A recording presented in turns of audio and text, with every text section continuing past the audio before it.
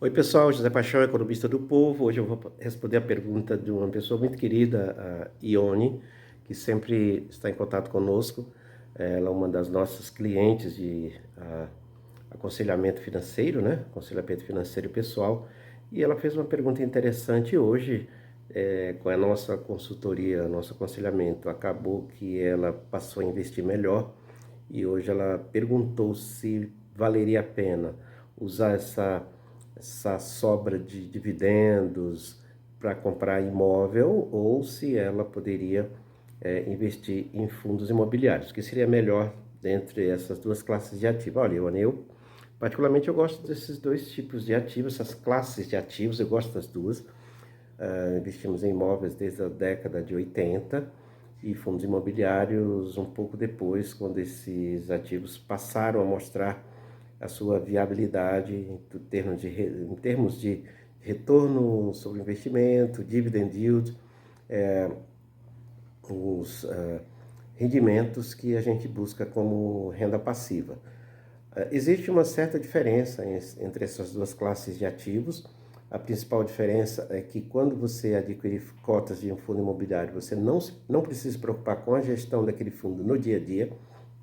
Isso significa que a sua escolha do fundo também se vincula não apenas à categoria dos imóveis, à qualidade dos imóveis, localização, a taxa de ocupação, a duração dos contratos vigentes daqueles inquilinos que ocupam esses imóveis, mas também você vai se preocupar com a qualidade da gestão. Então precisa conhecer um pouquinho ali quem está por trás da gestão daqueles fundos imobiliários. Existem dois tipos de fundos, basicamente, duas categorias de fundos imobiliários. Fundo de tijolo, que são aqueles fundos que lidam diretamente com os imóveis, fazem as aquisições dos imóveis, a gestão e essa, todas essas providências burocráticas, operacionais também, de cuidar desses imóveis no dia a dia. O fundo cuida, né, desses próprios imóveis. E existem também os fundos de papel, que são aqueles fundos vinculados a papéis ligados ao setor imobiliário. Então, por exemplo, um certificado de recebíveis imobiliários, né, geralmente fundo de CRI, e também fundos que compram fundos que são fundos que adquirem cotas de outros fundos imobiliários, porque percebem a oportunidade de ganhar dinheiro e de valorização da cota dos seus próprios fundos. Muito bem, essa é algo bom desde que os fundos sejam bem escolhidos, bem selecionados. Mesmo fundos de tijolo, né, os imóveis precisam estar bem localizados, com uma condição muito boa, né? Os inquilinos bons, os contratos bons, isso aí precisa ser analisado junto às relações com investidores desses fundos. No caso dos imóveis, a coisa já segue mais ou menos essa mesma linha, mas você vai adquirir diretamente o imóvel. E aí você vai arcar com todos aqueles custos, né, custos de depreciação, aqueles custos de IPTU, vai fazer isso de uma forma direta.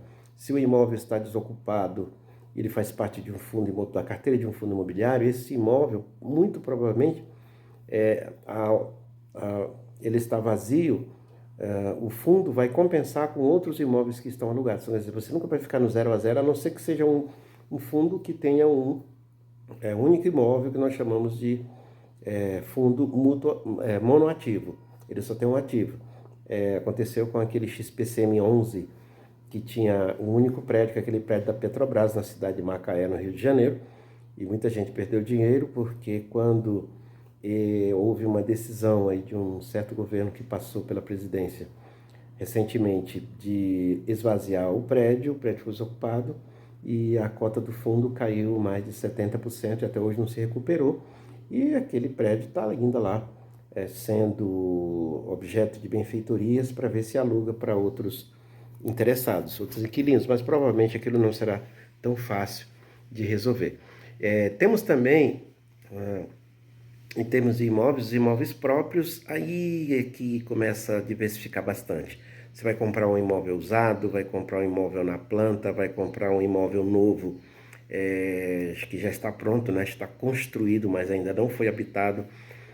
Em termos de localização, vai ser próximo a estações de metrô, onde o transporte público facilita bastante, vai ser próximos a parques públicos, é muita coisa para se verificar. Porque quando você vai investir em imóveis, você não está pensando em comprar um imóvel para você morar, você está comprando um imóvel para obter renda passiva daquele imóvel.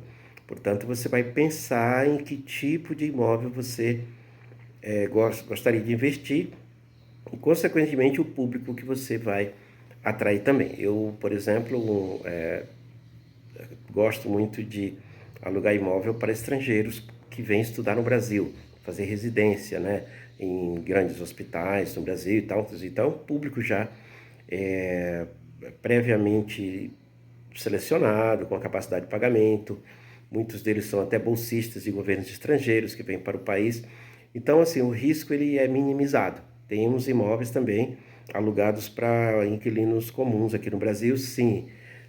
Mas o trabalho é muito mais complicado, né? Porque você tem que acompanhar o dia a dia, fazer o cálculo de reajuste de preços, acompanhar toda essa gestão, fazer a cobrança quando há o atraso, fazer reajuste quando há o atraso. E todo esse trabalho, você sendo proprietário de um fundo imobiliário, você não precisa fazer. Você fica ali só recebendo seus rendimentos. No entanto, é, ambos os, ah, ambas as classes de ativos, né? Tanto os imóveis como ativos reais que você possui, quanto os fundos, que também possuem ativos reais, exceção dos fundos de papéis, né? Possuem seus próprios riscos, né? O risco é inerente a qualquer tipo de investimento. Eu diria para você que eu gosto de ter nem em caso desse tipo de investimento em imóveis, eu gosto de ter essa divisão, fundos imobiliários e imóveis próprios, inclusive os imóveis próprios com um percentual bem mais elevado, de 80% da carteira em imóveis próprios e 20% em fundos imobiliários, mas é uma preferência minha. Mas investir em qualquer dessas classes é bastante interessante, bem inteligente. Lembrando que os fundos imobiliários, os valores que você recebe como dividendos, né, rendimentos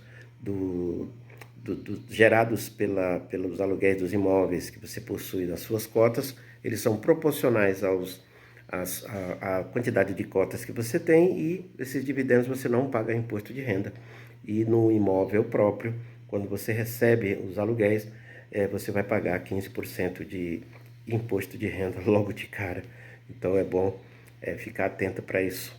Tá bom? Um beijo, Ione. Tudo de bom. Tchau, pessoal. José Paixão aqui, economista do povo. Obrigado por assistir. Até o próximo vídeo. Tchau, tchau.